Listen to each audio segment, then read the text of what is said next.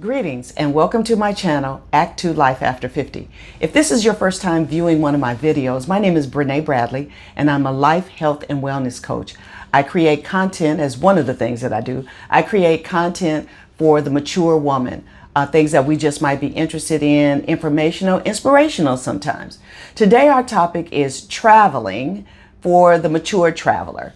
And I have several tips that I'd like to give you. But before I get into that, I would like to ask that you like the video. You can do that now, so don't wait till the end because you'll probably forget. I sometimes forget myself when I'm watching other content creators' videos. So like the video, subscribe if you haven't, and share with a friend if you find some of this information valuable. So let's jump right into it. So this video is really about traveling for the mature traveler.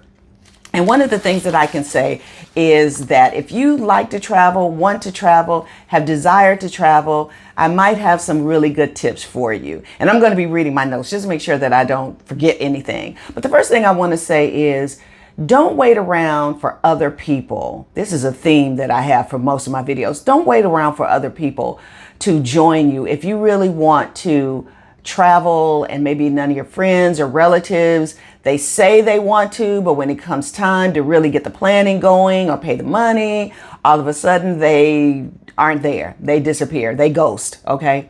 So there are portals out there. There are channels out there that you can find other mature travelers, especially if you want to go international, but even domestic travel. You can find other travelers who like to get on the road or get in a plane or get on a ship just like you might like to do. So don't wait around for your circle, create a new circle. One of the ways you can do that is through websites like Meetup. Now this isn't a commercial for Meetup, but I use Meetup to meet with people who have interests that are like my interests that may not already be a part of my friend circle. And I meet new people that way. So I encourage you to do that. So here are some of the tips for mature travelers. Number one, just like I said, find like-minded people, don't put it off, and start your travel plans.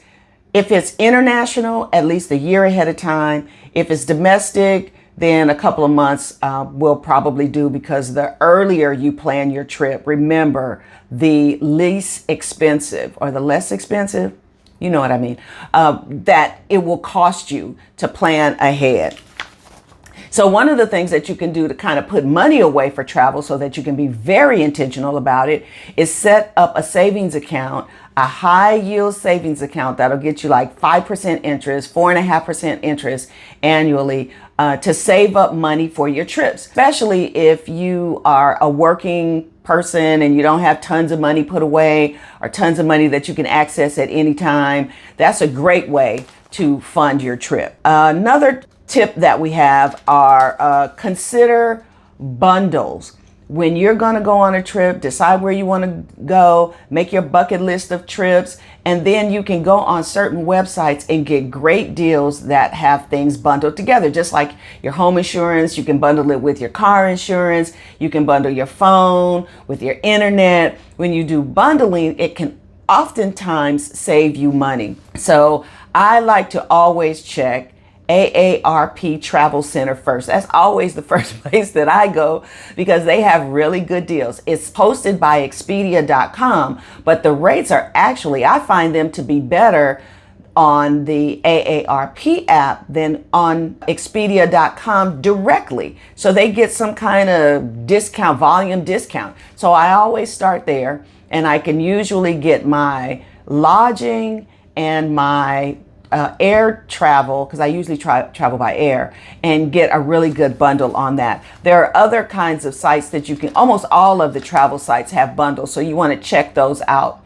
Also, you may have a credit card that is a travel card that you get points to travel.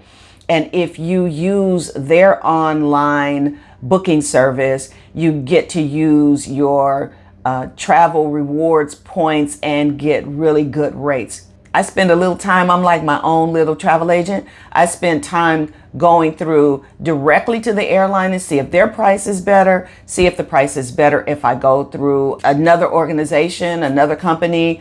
And so I just make sure that the thing that I'm going to spend money on, that I'm getting the very best value. That way I can go to more places. because I really do like travel. Now, another thing that you can do is you're doing your research about the travel. And a lot of people don't know this because companies often encourage you to go on their website. But I have found that when I call and speak to a live person, they can help me find the best deal on the best day, help me find the time of day to book my travel for. I just get that one-on-one service. Now, you might have to wait a little while you're online, waiting for the phone, somebody to pick it up. But especially if you're not really savvy about technology, always call the customer service you can call AARP has a travel service, customer service line. All the airlines have customer service lines. Hotels have customer service lines. So don't feel like you have to just use the online service. So another tip I have for you is if you're going to do international travel, especially, that I would suggest you get travel insurance, because you never know what's going to happen and you don't want to lose your money, especially if you're booking your travel plans really early, like I said before. Another tip that I have for you is to invest in good, sturdy, lightweight luggage. And while I purchase a lot of things online, luggage is something you might want to go to a store and actually purchase, because you want to see how it feels in your hand. When you have a piece of luggage or 2 or 3 pieces of luggage and you're trying to maneuver them, you want something where the wheels turn the right way. It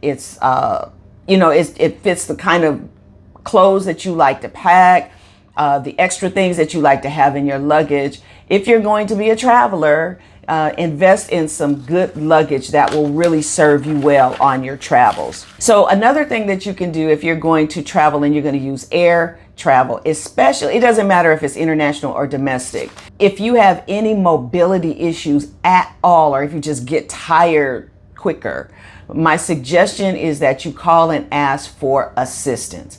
So if you book air and you ask for like disabled assistance, even if you're not like totally disabled, they will have a wheelchair for you. When you get to the airport, they will wheel you through the lines. You will get to go to the head of the security line. You'll get to get on your plane first. There's a whole lot of advantages to getting assistance when you book your airfare, book your plane flight. Another thing you might want to do is invest in a travel pillow if you're going to do overnight flights, those kinds of things, and take your own little travel blanket, because sometimes it can get very cold on the airplane. Let me tell you, I always take my little pillow, and I always take I do layers.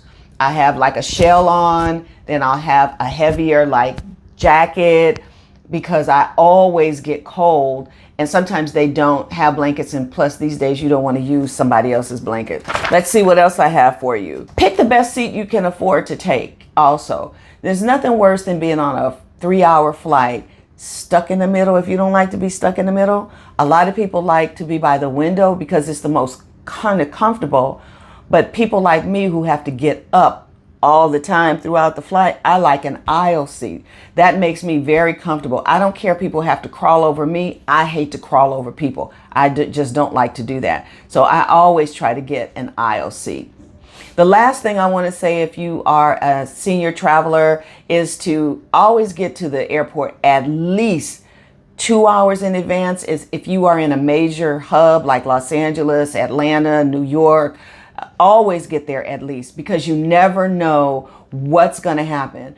And these days, there are a lot of delays in flights, but sometimes they change your gate at the last moment. And I've had situations where I was taking a domestic flight, get to the airport, check in my luggage, and then they tell me, oh, the plane is leaving from the international terminal.